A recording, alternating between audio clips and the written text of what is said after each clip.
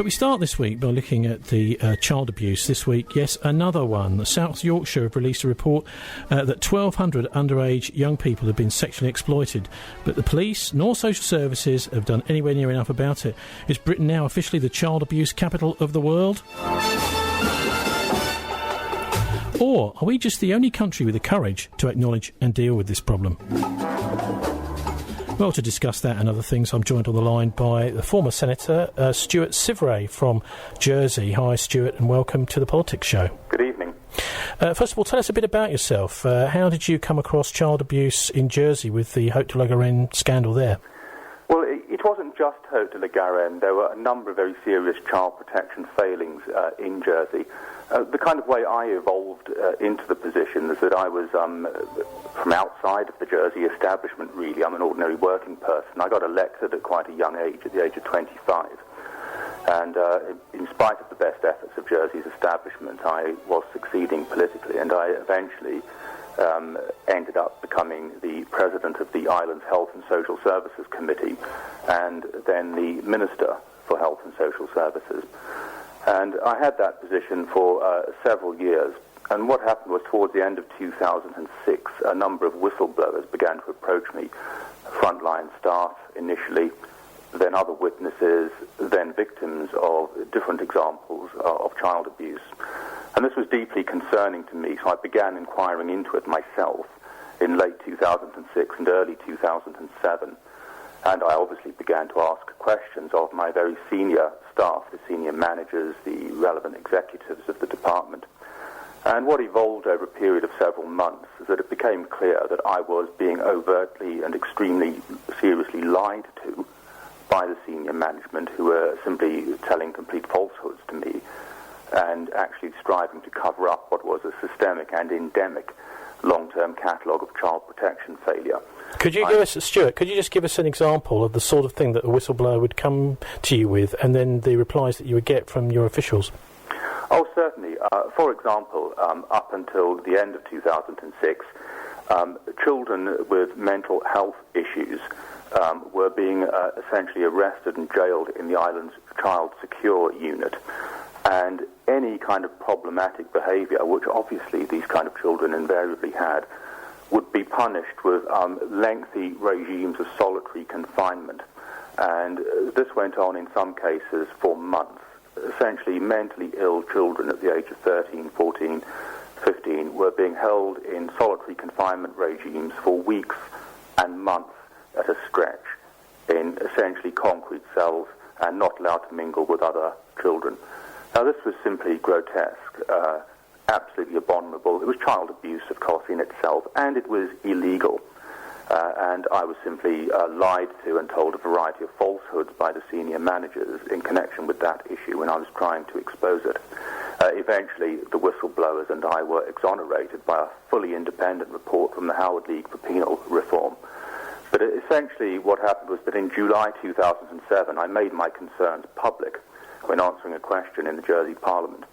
And this led, although I didn't know it at that time, to a wholly illegal conspiracy of senior civil servants from Jersey's public sector and the Crown officers, advised by the then Attorney General, to essentially engineer my dismissal as minister because I was exposing these child protection failings. Well, that's interesting, because we're just talking about, in a few minutes, the similar kind of thing going on in the National Health Service, where whistleblowers are being dismissed, other things are being found, turning it into an employment issue, and they're got out of the way so that the problems that they're raising within the health service are not dealt with, and then that person will go onto a blacklist. But tell us about these Crown agents. How do things work down in Jersey? Because I imagine it's one step removed from the British mainland government. Well, the actual way power works in Jersey is very, very strange. It essentially is the power of the Crown in a much more intense and direct way than perhaps you would be used to in the UK, where you have the constitutional monarchy. Power in the Crown dependencies, those are the Channel Islands and the Isle of Man, is still very much influenced directly by the Crown and the monarchy itself. And the actual real officers of power in Jersey, the Solicitor General, Attorney General, Deputy Bailiff, Bailiff and Lieutenant Governor, are all appointed directly and expressly by the Crown. They are empowered via what is called letters patent by the monarch. So essentially those public officers, those Crown officers, in truth wield all meaningful power in Jersey. And it's especially difficult because Jersey has no functioning fourth estate. There's a lot of media in Jersey for the size of the island, but all of the mainstream media is owned and run by the local establishment, and the only effective media that's done the necessary investigative journalism in Jersey over the last 4, 5 or 6 years have been the bloggers, people like Voice for Children, Rico Sorda, and myself, Stuart Syvret, on the what is now the Free Speech Offshore blog. So we are effectively challenging not only the obviously dangerous and deficient public authorities in Jersey, we're also having to fight against a wholly overtly complicit local mainstream media. Okay, so how did this? Did you first hear about the allegations of abuse at Haute de la Garenne, and what then transpired? Well, I heard some rumours about Haute de la Garenne and some stories, but I mean, essentially Haute de la Garenne had closed in 1986, so the cases relating to that place were old, but still obviously very, very important. And it was actually mainly the Estates of Jersey Police Force under the then leadership, the good leadership of Graham Power, the Chief Police Officer, and Lenny Harper, the Deputy Chief Police Officer. They looked into the Haute de la Garenne case in particular, and they began a covert investigation, which quite purely by coincidence paralleled my own investigations as minister into the more recent and other examples of abuse which happened across a variety of institutions in Jersey. I mean, people might remember the controversy, and that kind of rumbled on from 2007 and into 2008. But at the end of 2008, the police chief, Graham Power, was illegally suspended in what was plainly just a criminal conspiracy by the island's government and the Crown officers. And these are the kind of problems we deal with in Jersey. There is no functioning checks and balances. For example, a former senior investigating officer, the deputy chief officer of the police, Lenny Harper, has said in interviews that there are at least 4 priority abuse suspects still in positions of power and influence and public authority in Jersey. So these are the kind of issues we have to deal with. And it's not only our view. I mean, for example, the Leeds businessman, Ken Bates, quite a well-known figure, recently was interviewed on radio in the United Kingdom about an absolutely appalling series of years he's had to fight a legal case in Jersey, a business-related case. And he has said simply that the judicial system in Jersey is basically dysfunctional and corrupt. And it is. It's wholly politicised, and it is the entity through which power is abused. Okay, it's also known, very well known, as a tax haven. Maybe not necessarily so well known as a place drugs are brought in and out of the United Kingdom. But Stuart, what would you say about the possible links between some of the abuse you're saying, senior people in the Jersey government being criminals, and the fact that it's actually a tax haven too, and this link really with the direct control by the Crown? I think it's just interesting to see how you think those actual power structures work, and I suppose if there's any kind of real thought about reforming them.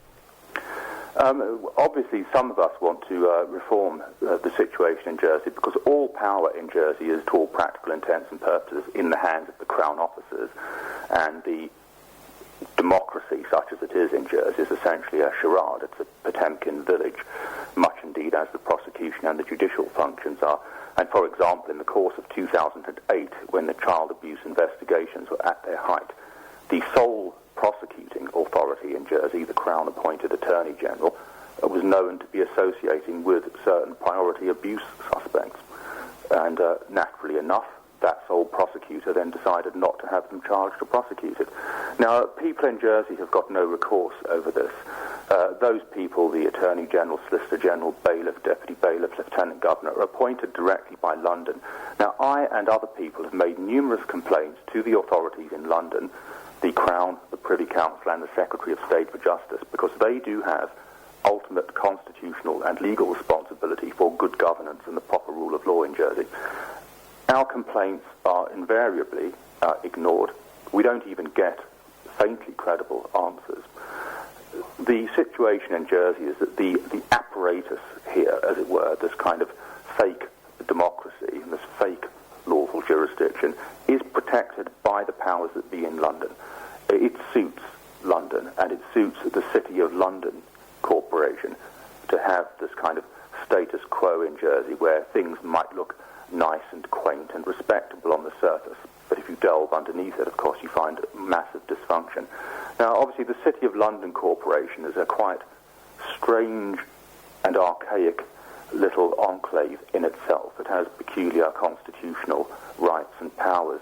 Yeah, it's a bit like a state within its state, and I think I'm right in saying that even the Queen has to ask permission if she wants to visit the City of London. That's absolutely correct. The actual British monarch is, in certain important ways, actually subservient to and is an agent of the City of London Corporation, and that is actually laid down in Magna Carta, and it's one of the few actually remaining existing clauses in Magna Carta that remains actually in force rather than being superseded by modern legislation. Now, Jersey is essentially the City of London's kind of offshore backyard. It's kind of boiler house where things that are perhaps even a bit too dodgy in legal and constitutional and international financial and legal terms to do in the City of London kind of get done in Jersey. The city boys have an expression, Jersey or jail. So the stuff that they do for their international clients, these are the big accountancy firms, the bankers, the big legal practices that exist in London, anything that's a bit too dodgy even for them to do there, gets done via Jersey. And obviously the lobby that we face is simply insurmountable. The local media in Jersey is owned by these people, so it's immensely difficult to compete against it. Only us bloggers have ever tried to do that. And the real power that could intervene to clean up Jersey and fix this place and give us something like an independent, proper judiciary and a proper prosecution system, that power resides in London. But of course, that power is under the immense influence of the City of London Corporation and all of the various politicians. And but Stuart, you are officially, surely you're part of the European Union. Can't you appeal to Brussels? Well, we're not actually part of the European Union. Jersey is not a member of the EU. So appealing to Brussels doesn't so much enter the equation, although Jersey is actually bound by the European Convention on Human Rights, which is the fundamental instrument of the Council of Europe, which is a different, broader body of states than the European Union. But our difficulty is, if you take a case to the European Court of Human Rights, that institution will only look at broad, fundamental principles. It will not and does not delve into the details. So you're banging your head against a brick wall in Brussels as well. But what does your experience, because we've had since the Haute de la Garenne scandal in Jersey, we've had all sorts of other of these abuse scandals going on. I mean, the most notable, obviously, is the Jimmy Savile scandal, which is also, funnily enough, linked to the royal family, as Savile was very friendly, particularly with Prince Charles.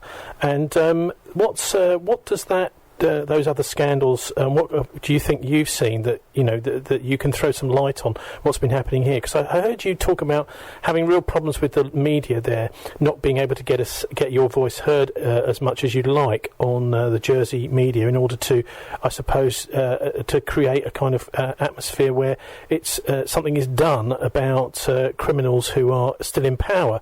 But of course Savile was very, very loved, supposedly anyway, at the BBC. So he, it seems, was very, very clever at getting into the media here. Now, I just wonder what you think, what you felt when you saw this scandal unfolding here in Britain of somebody that had been supposedly embraced by the whole of society, including Margaret Thatcher, the NSPCC, and the BBC. It suddenly turns out to be the biggest abuser that the country's ever known. Well, I was aware of certain abuse instances committed by Jimmy Savile because he actually came to Jersey very often and was strongly connected to the island. So I was aware that there were victims of Savile in Jersey. So when that story erupted, it didn't come wholly surprising to me, although the sheer scale and nature of the depravity of this individual obviously was simply breathtaking. But of course, it's an illustration, isn't it, of the fact that these people, when they've got these kind of connections with the media, with the BBC, for example, and Savile had good, strong links, with the BBC in Jersey, and the BBC in Jersey have been atrocious, I'm afraid, in helping to expose these issues and providing any kind of balance. But yes, it's absolutely remarkable. I mean, Savile came to Jersey a lot. He had a lot of connections here with local people and with the BBC in Jersey. He committed acts of abuse here.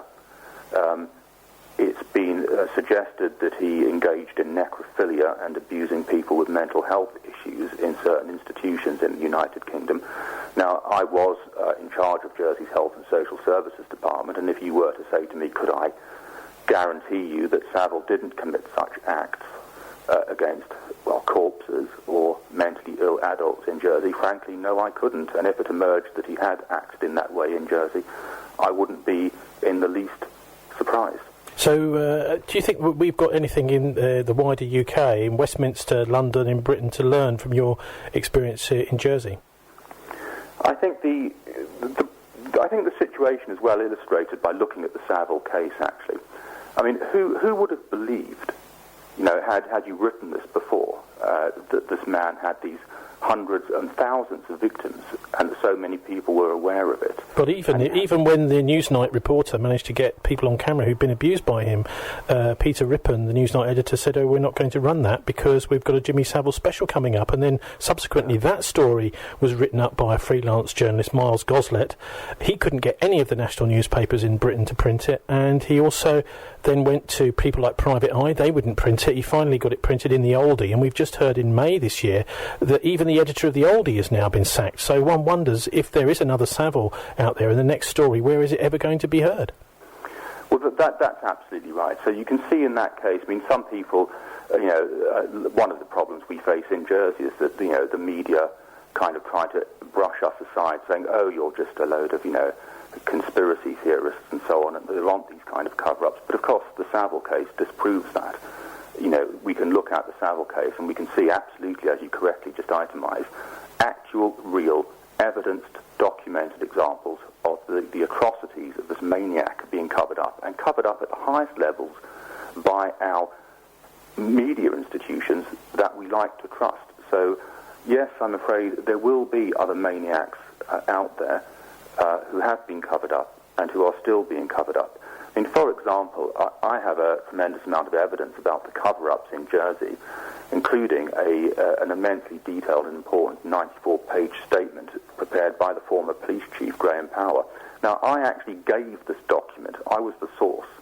I obtained a copy and gave it to the BBC in Jersey, coming up for 3 years ago now, and the BBC in Jersey have flatly refused to report any of the very serious public interest issues which arise from that document. So this is how it unfolds. This is real, this is evidenced, that's happening now, the mainstream media going along with these kind of cover-ups. Jersey's bloggers are the only people who have stepped into the breach really where the Fourth Estate should be. And, we face immense difficulties. We're unresourced, we're oppressed by the local authorities. I've been prosecuted and even jailed for contempt of court under the so-called data protection law in Jersey for exposing a case that clearly was covered up, which involved an obviously mentally deranged male nurse clearly committing a series of murders in the Jersey hospital in 1999.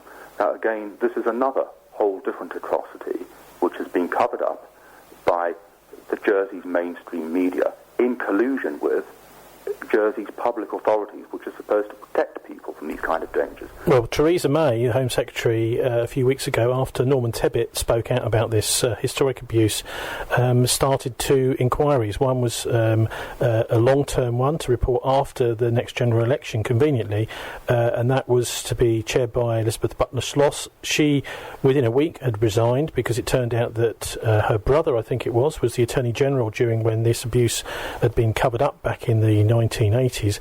And then there was another inquiry set up with Peter Wanless running it, looking into the lost, I think it was just, was it 100 40, I think, documents handed to the Home Secretary in the 1980s that had all been lost by the police, with allegations of the abuse of by around about 20 public figures, people that everyday names that people would know, and that had all been lost. Peter Wanless is looking into that, but he is the former civil servant to Michael Portillo, who was himself accused of being involved in some kind of sex scandal cover-up when he was Minister of Defence. So one wonders if it's going to be possible at all to get to the bottom of this. There is a campaign to get Michael Mansfield QC, someone who's rather more trusted and outside the establishment a little bit, to run the inquiry. So it seems that even the inquiries that the Home Secretary has put together, Stuart, immediately hit the buffers, and it's very difficult to see how someone like Wanless from the NSPCC, which Jimmy Savile was a major fundraiser for, of course, would be really trusted to run these inquiries properly. It's difficult. I mean, I was frankly astonished when it was announced that Elizabeth Butler-Schloss was going to be the nominee, as it were, the chair for the inquiry, and I knew immediately that it just wasn't going to happen, and she would have to resign within weeks. It was simply that obvious. She was so conflicted from the outset, even assuming she did approach the investigation with good faith. She was so conflicted from the outset, her position would have been impossible. So you have to wonder at the competency of the advice that was given to the cabinet ministers at the time, who even made the selection. Quite how these inquiries are going to unfold and what they're going to uncover, I don't know.